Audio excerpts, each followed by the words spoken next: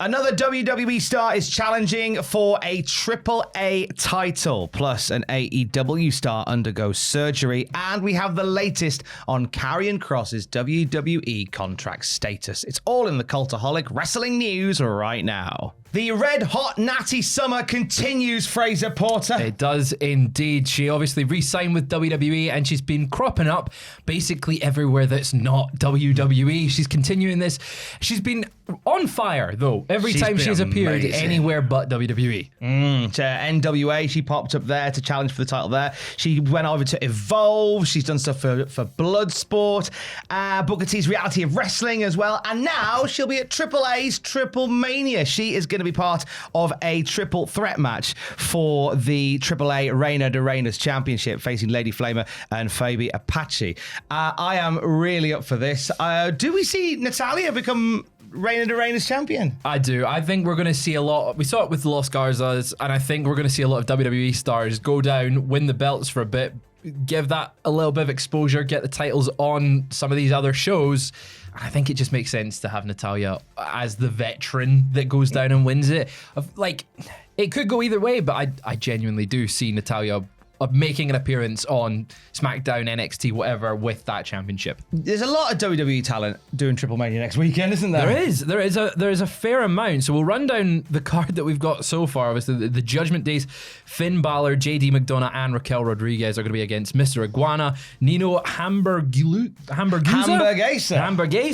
and Lola Vice in a trios match. Los Garza, Angel, and Berto defending the AAA tag team titles against Psycho Clown and Pagano in a street fight. And then there's a big fatal four-way for the AAA Mega Championship. Dominic Mysterio, Dragon Lee, El Grande Americano, and the champion Vikingo. I think Dirty Dom needs to win this match. Because of the pop that he got when he made that appearance.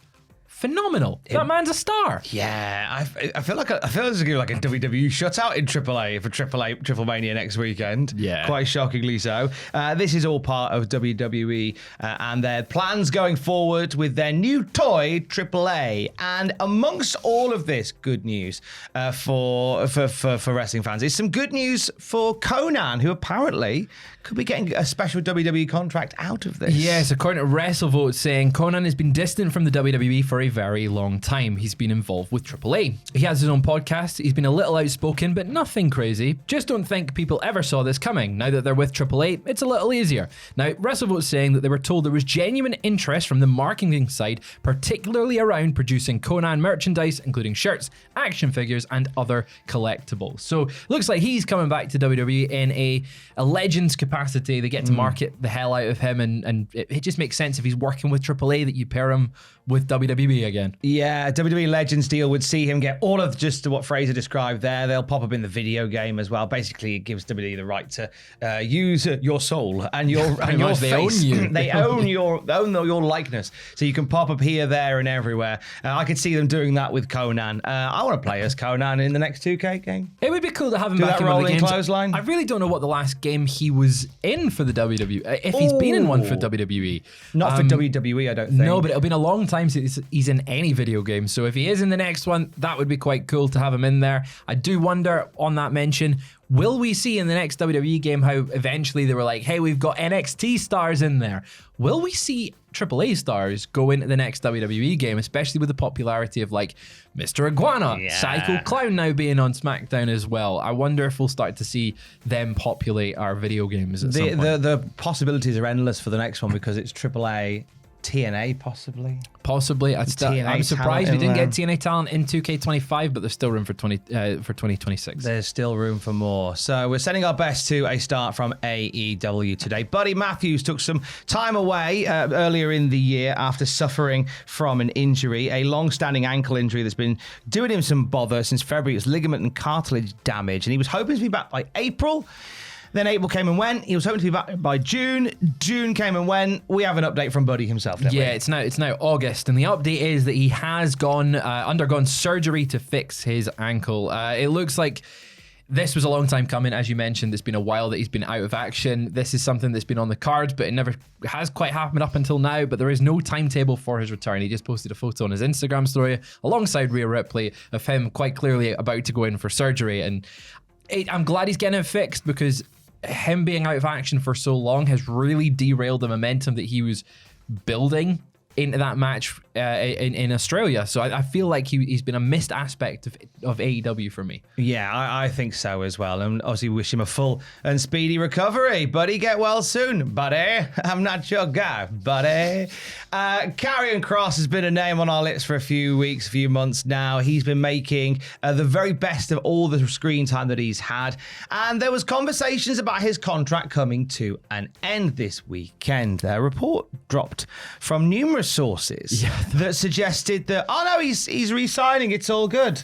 It was a report that was buffed by Karrion Kross himself in an interview with Joey Carney. He said a new contract hasn't been offered to him, but he would love to stay. Fightful Select gives us some details on what is going on. Yes, now Fightful Select saying, based on those that they spoke to, originally Kross and Scarlett were set to travel to Raw this past week, but that was changed. Now, sources close to the creative team claim that there was tentative creative ideas for Kross to continue to be involved with TV moving forward, but they didn't specify what those were. Now, Fightful does go on to say that typically if a WWE deal isn't being renewed, then talent are being told that. But Kross hasn't been told that, according to the report from Fightful. Now, there was reports earlier this week that from the Wrestling Observer Radio that, yes, he has been potentially offered a new deal. So you just can't tell. I feel like they're really trying to work everyone here. And it is in Kross's best interest if he doesn't openly go, yep, I've been offered a new deal, I'm signed to a new deal. It keeps the mystique building. It does keep that groundswell of support for the fans going, oh, they've not signed him, they should sign him, we want Kross. Well, you've got him, and maybe you have got him. We're going to find out, I think, sooner rather than later. But yeah, as we say, when it comes to deals like this coming up, the one that springs to mind in recent memory is Chad Gable, whose contract came to an end as he was in the midst of a feud with Sami Zayn, ironically enough. And obviously the Karrion Kross feud has come to an end right now. But normally talent would know a little time out before that deal would end. And as it stands, not the case. It's all good opportunity for leverage and buzz to build around Karrion Kross. It's one of those situations where you want the comfort of a contract, but if you haven't got one, let's create some buzz and some engagement. Do you think he's being genuine when he says that he hasn't been offered a new contract? I think we're being worked. I think so. I think that this is such an interesting era in wrestling where I think that so much is being done to keep casual fans guessing, but even more is being done to keep dickheads like us guessing as well, which I get, because like our whole thing is is aggregating news from people like Fightful Select, like The Observer, like Post Wrestling, like other places as well, and sharing like news from there. So obviously WWE are trying to sort of close ranks as much as they can, circle the wagons as much as they can. So we're seeing more and more of like false information put out and false narratives put out. I think that'll only continue. I think Kross is fine. Yeah. I think this is all building to some buzz. I think they want to get that natural Kross chant started on Raw. And just replicate the R-Truth situation. The worrying thing is, if this is a success and he is signed and this is all part of the work, they're going to start doing worked releases. And if that's the case with Kross this week, it's not a good sign for me personally if you start doing worked releases and some people get released but some people don't and some people come back.